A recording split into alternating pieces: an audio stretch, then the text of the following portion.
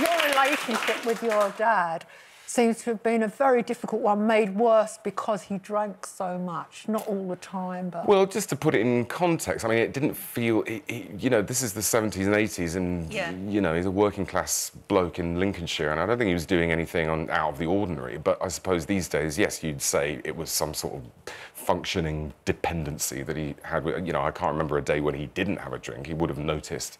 But then why would you not have a drink? You know, so it was that kind of, you know... In those days, men did go out after work and have a drink and come back from the pub, but he was also a bit violent towards you as well, weren't he? Well, again, yeah, I mean, he punished... He had 3 boys and he punished them physically when they stepped out of line. And even for something like putting your elbows on the table? Yeah, yeah, I mean, that's my memory of it, yeah. I mean, what was tricky for me, because I was 5 by the time my mum divorced him, but my brothers are much older than me, and they sort of knew the rules, and they knew that when they stepped out of line, certain consequences would happen. But for me, it was a bit more terrifying because I didn't know really what the rules were, and he...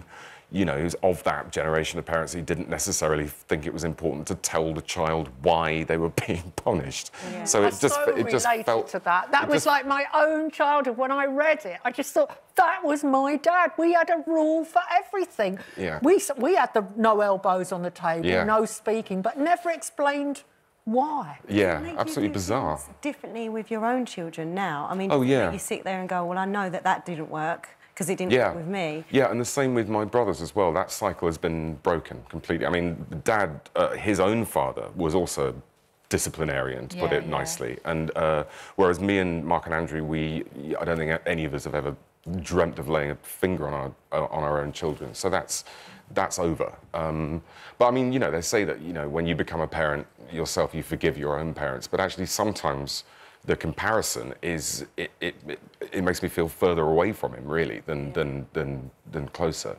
The idea that I could do that with my children just seems completely out of space.